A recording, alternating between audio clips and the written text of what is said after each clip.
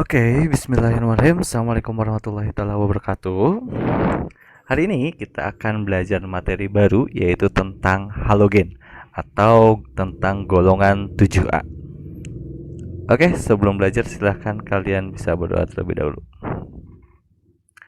Oke, jadi hari ini kita akan belajar tentang halogen, yaitu yang pertama tentang wujud halogen dan sejarahnya, sifat fisika berkaitan dengan titik didih, titik leleh, jari-jari atom keelektronegativan dan lain-lainnya. Yang ketiga sifat kimia atau reaksi-reaksi halogen, pembuatan halogen dan kegunaan halogen. Oke, nah mungkin tidak asing ya bagi kalian ini adalah sistem periodik unsur. Masih ingat halogen itu golongan berapa? Tadi udah disebutkan ya kalau halogen itu golongan 7A. Ya, nah halogen ini yaitu golongan 7A yang terdiri dari unsur F, Cl, Br, I, At, dan Ts. Ts ini unsur senyawa baru. Oke, di sini juga dijelaskan bahwa ada alkali yang akan kita pelajari nanti, ada alkali, alkali tanah, terus logam transisi, lantanida, aktinida, dan ada yang metaloid dan ada non logam gitu ya. Oke. Nah, ini yang tadi saya singgung bahwa ada unsur-unsur halogen di mana unsur-unsur halogen ini ada yang pertama ada fluorine. Fluorine ini simbolnya F. Yang kedua ada klorin, simbolnya Cl. Yang ketiga ada bromin, simbolnya Br. Terus yang keempat ada iodin, simbolnya I, dan ada astatin, simbolnya At. Nah, 5 ini akan kita pelajari meskipun nanti astatin akan dibahas khusus di radioaktif. Oke. Ini tentang sejarah halogen sedikit ya, bahwa sejarah halogen ini yang dibentuk dari kata Yunani yang artinya garam atau laut. Nah, di sini dari atau dari gignomai atau artinya membentuk ya, sehingga artinya halogen ini adalah unsur yang membentuk garam gitu ya. Nah, di alam halogen ini ditemukan dalam bentuk mineralnya, yaitu contohnya ini ada F. F ini fluorspar atau senyawa CaF2, atau terus ada kriolit Na3AlF6, dan ada fluoraphyrit atau CaPO4 3 kali F. Sedangkan unsur Cl ada di garam dapur ya contohnya, terus kalau bromin ada di asam bromida, kalau I ada natrium iodat, dan At ini dia bersifat radioaktif. Nah, halogen itu dia punya sifat yaitu unsur bebas ini. Halogen itu dalam bentuk unsur diatomik. Diatomik itu apa? Diatomik itu ada dari kata di ya, di itu artinya dua. Jadi unsurnya itu selalu berdua-duaan gitu ya, selalu berdua-duaan. Kayak F-nya berdua gitu ya, berdua sama F-nya lagi gitu ya. Cl-nya berdua sama Cl lagi, Br-nya berdua sama Br lagi, I-nya I2 gitu. Nah, itu kita sebut dengan unsur diatomik. Nah, ini ada bisa kita lihat ini warna-warnanya. Ini yang sebelah kiri atas ini wujudnya gas. Gas, jadi ada gas F2. Gas F2 bentuknya kayak gini. Dia agak muda ya. Agak hijau muda ya. Gitu, atau tidak berwarna ya ini. Ini gas F2. Terus gas Cl2 bentuknya kayak gini, agak kekuningan muda. Gas Br2 itu coklat, dan gas I2 ini warnanya ungu. Gitu. Nah, maksud tadi ini bentuk gasnya ya, bentuk gasnya karena tadi unsur-unsur tersebut dalam bentuk diatomik di awal kita bahas. Nah, dia gasnya dalam bentuk diatomik. Dan grup 7A ini yaitu ada FClBr2. Nah, ini bentuk diatomiknya kayak ini. Jadi F tuh miripnya kayak gini, Cl, BRI. Semakin ke bawah dia bentuknya semakin besar. Gitu. Kenapa? Karena memiliki nomor atom yang besar sehingga memiliki jari-jari yang besar. Nah, kalau kita gambarkan dengan struktur Lewis, ketika dia golongan 7A, golongan 7A itu pasti dia akan punya titiknya 7 atau istilahnya dot kalau di struktur Lewis ya, dotnya 7. Gitu. Jadi ini sepasang, kita sebut elektron bebas ya. Ini juga PeB, ini juga PeB. Nah, di sini ada Pi-nya. Sedangkan ini PeB dari atom I yang satunya. Gitu. Jadi ketika dia berikatan I dengan I, dia ikatannya kovalen tunggal. Gitu. Begitupun yang lainnya ClBrF. Nah, itu kovalennya tunggal. Makanya kita sebut dengan diatomik. Oke, diatomik artinya dua ya. Oke, Kita lanjutkan ke sifat fisika dari halogen. Nah, ini sifat fisikanya ini berupa tabel ya. Oke, nomor atom ini mungkin kalian sudah tahu ya, kalau fluorin itu nomor atomnya 9, klorin itu nomor atomnya 17, bromin itu 35, dan iodin ini 53. Yang kedua, konfigurasi elektron. Nah, ini konfigurasi elektron materi kelas 10 ya, tapi biasanya dikaitkan dengan kimia unsur ini. Gitu. Jadi konfigurasi elektron kalau 9 berarti helium. Helium itu nomor atomnya 2 ya. Nah, 2, nah ditambahin dengan yang ininya 2 tambah 2 tambah 5. Jadi dia 9.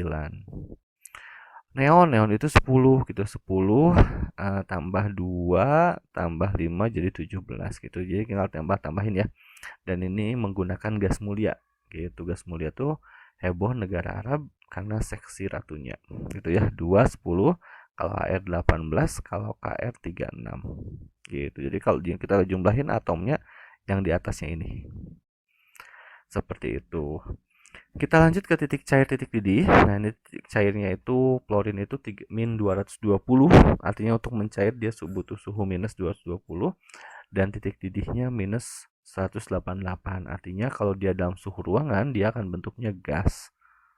Gitu. Begitupun yang ini, ketika suhu titik cairnya minus 101 dan titik didihnya min 35, artinya pada suhu ruangan gas klorin ini bentuknya gas gitu. Suhu ruangan itu artinya suhu 25 derajat Celcius. Sedangkan bromin ini titik cairnya min 7, sedangkan titik didihnya 59. Artinya dalam suhu ruangan dia bentuknya cair gitu. Suhu ruangan tuh 25 kan. Berarti kalau 25 tuh dia sudah udah di atas titik cair dan di bawah titik didih.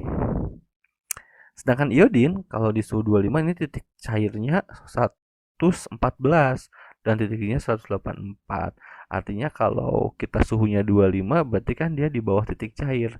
Artinya dia bentuknya padatan. Gitu. Nah, ini potensial reduksinya dan afinitas elektronnya. Nah, ini kalau di afinitas elektron, ingatnya nanti kita bahas di bab selanjutnya ya. Dibahas di slide selanjutnya tentang afinitas elektron dan jari-jari untuk cara ngafalinnya. Gitu. Wujudnya ini yang tadi bahas ya, dari titik cair dan titik didih, dia wujudnya gas. Klorin juga gas, ini cair, ini padatan. Nah, ini warnanya yang tadi kita di awal tunjukkan bahwa fluorin ini dia kuningnya agak kuning muda ya, sampai dia agak terlihat kuning mudanya. Fluorin hijau muda, brominnya merah tua. Nah, iodin kalau tadi dia dalam bentuk gasnya dia warnanya ungu kalau bentuk gas, tapi kalau dia bentuk padatan dia warnanya hitam. Gitu. Nah, selanjutnya reaksi dengan H2O dia akan menghasilkan HF, kalau ini HCl, kalau ini HBr, kalau ini HI. Nah, tapi nanti akan dibahas detail di tentang reaksi. Nanti selain ini ada tidak hanya HCl gitu. Jadi ada HClO-nya. Gitu. Tapi di sini nggak ada, di HF nggak ada HClO-nya. Gitu ya. Nanti kita bahas khusus di reaksi, slide khusus reaksi. Oke, itu sifat fisika unsur halogen. Nah, di sini kita akan bahas tentang jari-jari. Kita bandingkan jari-jari Cl dengan I. Nah, ini kan tadi Cl itu nomor atomnya 17 ya. Cl itu nomor atomnya 17, artinya berarti elektronnya ada 17. Kalau kita hitung nih, ini elektronnya tuh yang titik-titik bulat-bulat ini, dia elektron. Sedangkan I, dia nomor atomnya 53. Gitu kan? Nah, ini berupa gambaran tentang elektron. Ketika di sifat tadi yang berkaitan dengan afinitas elektron ke elektronegatifan, yang perlu kalian ingat adalah yang pertama tentang loker baja. Apa itu loker baja? Loker baja itu singkatan dari logam, LO-nya kok lo sih? Lo-nya logam, kernya itu kereaktifan, baknya itu basa, jaknya itu jari-jari. Jari-jari. Nah, di sini di loker baja ini semakin ke bawah dalam sistem periodik semakin besar nilainya. Semakin ke kanan semakin kecil. Artinya ketika kita di sini membahas unsur halogen itu kan artinya golongan halogen. Berarti unsur F, Cl, Br, I. Nah, berarti artinya semakin ke bawah jari-jarinya semakin besar. Nah, ini kita bisa lihat dari sini ketika kita bandingkan unsur Cl dan unsur Br. Nah, anggap ini tuh atom pusat, gitu kan. Berarti kan jari-jari itu ke elektron terluar tuh ke sini ya. Nah, ini kita sebut jari-jari. Gitu. Sedangkan yang I, nah dari atom pusatnya ini ke elektron terluar ini. Nah, ini juga jari-jari. Berarti kalau secara ini jari-jari yang elektronnya lebih besar, nomor atomnya lebih besar, dia akan memiliki jari-jari yang lebih lebih besar gitu. Nah, ketika jari-jarinya lebih besar, elektron terluar ini akan mudah mudah lepas gitu. Atau mudah lepas ini artinya dia tidak akan terkontrol gitu. Tapi karena di sini di F itu punya keelektronegatifan yang besar, keelektronegatifan besar ini artinya daya tarik elektronnya kuat. Nah, sehingga si I itu kecenderungannya lebih mudah untuk menarik gitu. Ini lebih untuk mudah menarik elektron karena tadi dia punya keelektronegatifan yang besar gitu, mudah menarik elektron gitu ya. Nah, semakin dia jari-jarinya semakin kecil, dia semakin mudah untuk tertarik ke inti atom gitu. Jadi kalau dia jari-jarinya kecil atau elektronnya sedikit, maka dia ikatan dengan inti atomnya akan kuat, artinya akan susah untuk lepas gitu. Sedangkan dia semakin jauh ke inti atom, dia semakin uh, mudah untuk lepas karena daya tarik sama ikatannya lemah gitu. Nah, berkaitan dengan jari-jari tadi disinggung juga kalau kita diam bermuatan negatif, misalkan saya punya Cl sama Cl min. Nah, jari-jari yang terbesar adalah yang bermuatan negatif. Tapi kalau dia positif, misalkan K sama K plus, nah itu unsur netralnya yang lebih positif. Gitu. Ini khusus untuk jari-jari. Gitu kan kalau tadi jari-jari itu jari-jari yang loker baja ini keadaan untuk atom netral gitu ya. Atom netral tuh gimana misalkan ngebandingin K sama Cl atau K sama Na gitu itu sama-sama netral. Tapi kalau ketika ionnya negatif sama positif, nah ini berlaku ini. Gitu. Ini untuk anion, ini untuk kation. Oke ya. Sip, itu mengenai jari-jari dan tadi ke elektronegatifan ingatnya Korea. Korea. Apa itu Korea? K-nya itu dari ke elektronegatifan,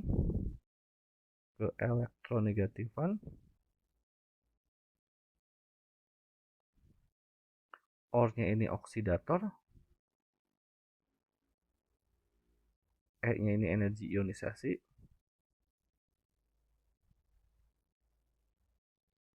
A-nya itu afinitas elektron. Gitu. Nah, kalau ini umumnya ya, kalau Korea ini umumnya itu kebalikan dari local baja. Semakin ke bawah dia nilainya semakin kecil, semakin ke kanan dia semakin besar. Tapi ada beberapa pengecualian. Yang pertama di energi ionisasi mengenai kestabilan. Mana yang stabil sama yang enggak. Kalau dia lebih stabil maka dia lebih besar nilai energi ionisasinya. Kalau afinitas elektron pengecualian di F sama Cl. Jadi Cl itu lebih besar daripada F untuk afinitas elektronnya.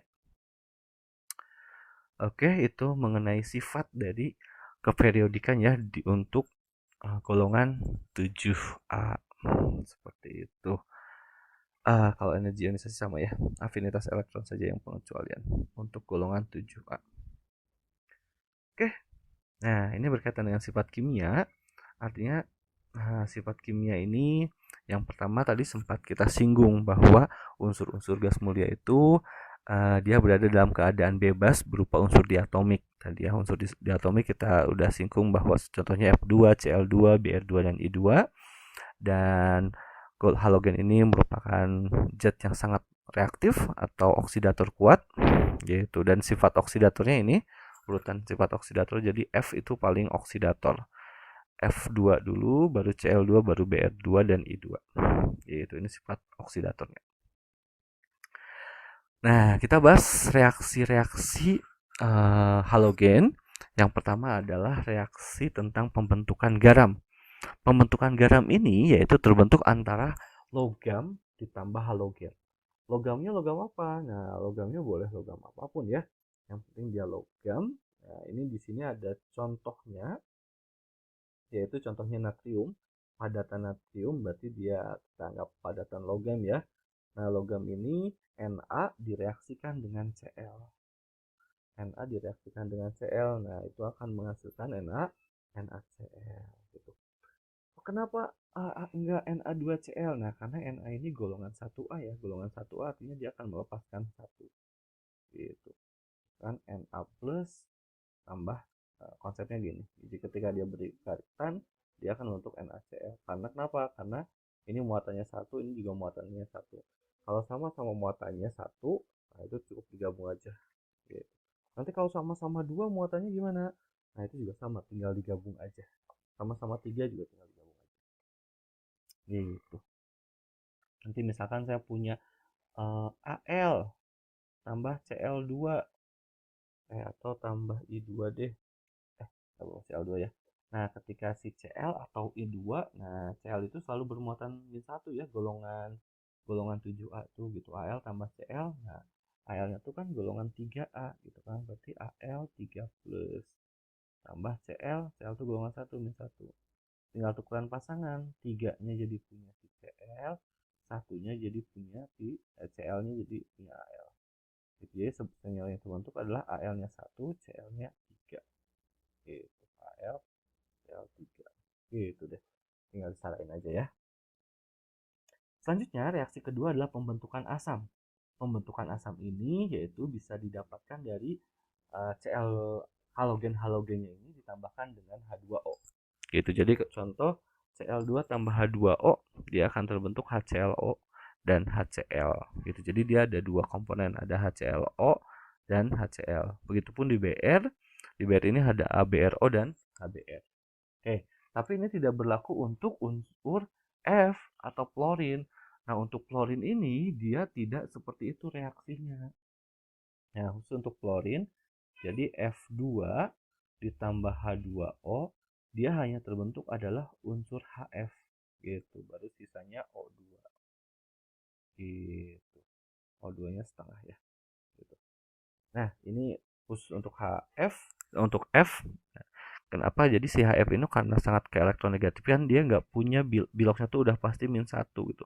Dia nggak akan bisa terbentuk senyawa misalkan kayak HBr, HFO gitu, itu nggak bisa. HFO2 gitu, itu nggak bisa. Jadi ini reaksi ini berlaku untuk halogen Cl, Br, dan I gitu. Ketika F maka berlakunya reaksi yang ini. Seperti itu untuk reaksi kimianya. Kita lanjutkan. Oke.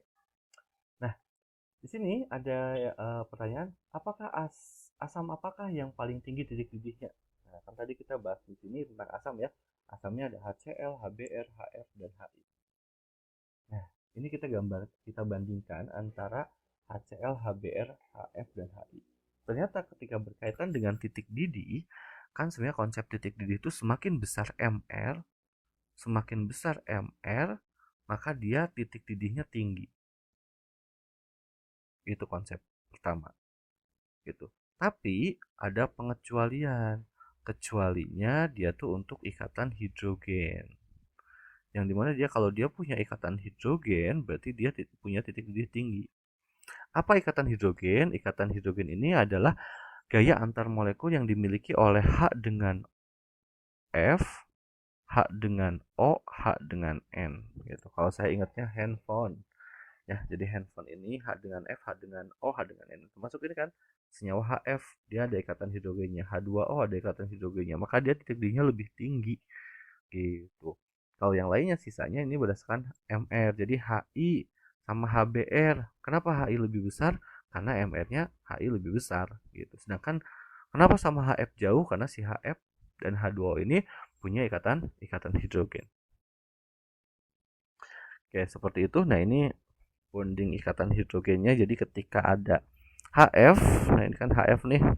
HF ini H-nya relatif lebih positif, F-nya relatif lebih negatif. Nah, dia berikatan dengan F yang lebih negatif dari HF yang lainnya gitu. Jadi ini HF, ada HF bergabung antara F dan H di atom lain. Nah, ini yang menyebabkan dia titik didihnya tinggi gitu. Yaitu senyawa HF ini karena dia punya ikatan hidrogen. gitu. Nah, sedangkan bagaimana asam yang paling kuat? Nah, asam paling kuat di sini yaitu tadi kalau kalau basah kan loker baja, semakin ke kanan semakin basah gitu kan, semakin ke bawah semakin besar ya, semakin ke bawah semakin besar, semakin kanan semakin kecil. Karena ini satu golongan, berarti kalau basah itu semakin ke bawah semakin basah. Berarti yang paling asam yang mana? Gitu kan. Nah, di sini lagi-lagi ada pengecualian. Pengecualiannya apa? Untuk senyawa-senyawa asam ini tidak semuanya seperti itu, gitu ya. Ada yang konsep asam ini di sini yang paling asam adalah HI, gitu. Jadi HI ini paling asam. Setelah HI baru selanjutnya setelah HI berarti HBr. Nah, setelah HBr baru HCl, baru setelah HCl baru HF. Gitu. Ini kekuatan untuk asam gitu ya. Jadi asapnya paling asam itu HI, baru HCl dan baru HBr gitu. Tapi gimana kalau ada O-nya? Tadi kan di reaksi ini tuh ada O ya. Di sini nah ini ada O. Nah, ada HClO gitu, HBrO. Nah, kalau dia ada O-nya, maka yang paling asam adalah HClO gitu. Jadi HClO itu lebih asam daripada HBrO, lebih asam daripada HIO gitu. Semakin banyak O-nya maka dia semakin semakin asam gitu. Ketika HClO 4 misalkan saya bandingkan HClO 4, nah HClO 4 itu lebih asam daripada HClO 3, lebih asam daripada HClO 2, lebih asam daripada HClO gitu. Kalau O-nya ada 4 kan di sini biasanya ada yang O-nya 4, 3 gitu ya. Semakin besar biloknya dia semakin asam. Oke, ini berkaitan dengan keasaman. Kita lanjutkan reaksi halogen selanjutnya yaitu reaksi pendesakan. Nah, reaksi pendesakan ini mirip dengan reaksi di sel volta. Kalau sel volta itu reaksi yang kiri bisa mendesak yang kanan atau yang kiri itu bisa merebut pasangan yang sebelah kanan ya. Nah, kalau di reaksi halogen ini yang atas dapat mendesak yang bawah. Unsur atas dapat mendesak yang bawah. Dapat mendesak atau merebut ya, mendesak atau merebut unsur yang di bawah. Unsur di bawah. Itu artinya di sini yang paling punya kekuasaan adalah F. Kenapa? Karena F-nya di atas. Berarti dia bisa ngerebut pasangan yang di bawahnya. Gitu. Itu simpelnya. Tapi kalau secara konsep artinya dia lebih reaktif gitu ya. Unsur-unsur yang di atas itu lebih reaktif. Artinya kalau bisa dia lebih reaktif, dia bisa ngerebut pasangan yang di bawahnya. Oke, misalkan ini ada contoh Cl2. Cl2 direaksikan dengan KBr. Nah, di sini kan unsurnya ada Br ya. Nah, lihat Cl sama Br. Cl itu ada di atas Br. Artinya Cl ini jomblo, dia bisa ngerebut pasangan si Br gitu. Atau ini kita sebut ada pasangannya si K gitu ya. Nah, akhirnya si Br-nya jadi jomblo, si Cl-nya punya pasangan yaitu K gitu. Tadi dengan syarat bahwa yang Cl2 ini harus lebih atas gitu. Jadi kalau misalkan ada Br2, Br2 ini jomblo nih. Dia ingin ngerebut pasangan si Cl yaitu Na. Nah, itu tidak akan terjadi karena si Br kurang reaktif gitu. Jadi sehingga tidak dapat terjadi. Gitu. Atau penulisan kadang seperti ini, Br2 tambah Cl min. Nah, kalau kayak gini, kalau dia dalam muatan ionnya, artinya si Cl-nya nggak ngasih tahu pasangannya sama siapa gitu. Seperti itu ya. Jadi yang atas dapat mendesak yang bawah. Oke, ini salah satu contoh dari pembuatan gas klorin. Nah, ini agak warna hijau ya. Agak hijau ke kuning-kuningan. Ini dari proses ini yaitu elektrolisis dari NaCl. Jadi ketika kita punya larutan NaCl, ingat kalau dia larutan itu nyambung dengan materi elektrolisis. Kalau kita jadi salah satu aplikasi dari sel elektrolisis yaitu ini kita bisa membuat logam natrium murni yaitu dengan elektrolisis. Melalui elektrolisis, jadi elektrolisis ini salah satunya banyak manfaatnya ya, seperti yang sebelumnya kita singgung bisa berkaitan dengan emas ataupun logam yang lainnya. Terus ini salah satunya bisa juga melalui dapat logam natrium murni dengan elektrolisis cair gitu. Jadi NaCl yang digunakan adalah NaCl cairan gitu. Nah, ketika kita mengelektrolisis NaCl, berarti kan si katodanya karena dia lelehan, berarti dia akan terjadi reaksi Na plus tambah elektron menjadi Na. Nah, artinya untuk mendapatkan Na, natrium Na bisa menggunakan elektrolisis lelehan Na. Sedangkan di katodanya, yaitu karena ini ada Cl, berarti dia akan bereaksi, yang bereaksi adalah 2Cl- menjadi Cl2 plus 2 elektron. Nah, ini gas Cl2 yang dihasilkan yang untuk pembuatan gas klorin. Biasanya untuk unsur-unsur halogen ini dia mereka FCl-BrIAT ini menggunakan elektrolisis gitu. Elektrolisisnya bisa lelehan, bisa larutan gitu elektrodanya, tapi harus elektroda inert gitu ya supaya elektrodanya tidak berpengaruh gitu. Oke, ini kegunaan unsur-unsur halogen. Yang pertama ada unsur F ya, fluor. Fluor itu dia HF ada mengetsa kaca, terus ada CF2Cl2 ini yaitu freon, terus ada juga Na2SiF6 yaitu pasta gigi. Selanjutnya unsur klor. Nah, unsur klor ini enggak asing ya, garam dapur ada NaCl, KCl ini sebagai pupuk, NaClO ini pemutih pakaian, NH4Cl ini ada obat batuk gitu. Sedangkan untuk brom ini NaBr ini zat penenang, terus ada AgBr sebagai film fotografi. Nah, sedangkan iodin ini adalah zat antiseptik. Nah, dan pengujian adanya amilum gitu. Jadi kalau nanti di tes biologi atau nanti di materi karbohidrat kita akan bahas tentang uji amilum. Nah, itu bisa menggunakan iodin.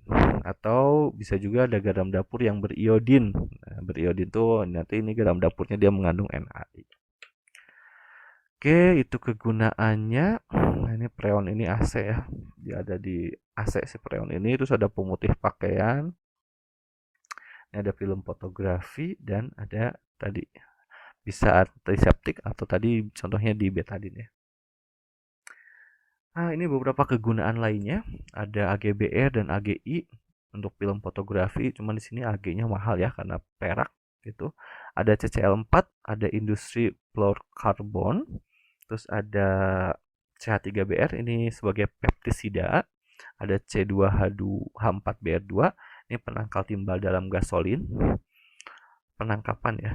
Terus ada C2H4Cl ini di industri ya, industri polivinil klorida dan plastik. Terus ada C2H5Cl ini industri tel. HCl ini pengolahan logam dan makanan. Ada NaClO pada pemutih pakaian ya, tadi udah kita bahas sedikit. Ada NaClO3 ini pemutih kertas. Dan Ki ini nutrisi manusia atau suplemen makanan hewan. Dan gitu. Oke, pembelajaran tentang halogen sampai di sini. Semoga bermanfaat. Silahkan dibaca lagi, bisa di-download untuk materi PDF-nya ya. Dan latihannya mohon dikerjakan. Oke, terima kasih. Semoga ilmunya bermanfaat. Assalamualaikum warahmatullahi wabarakatuh.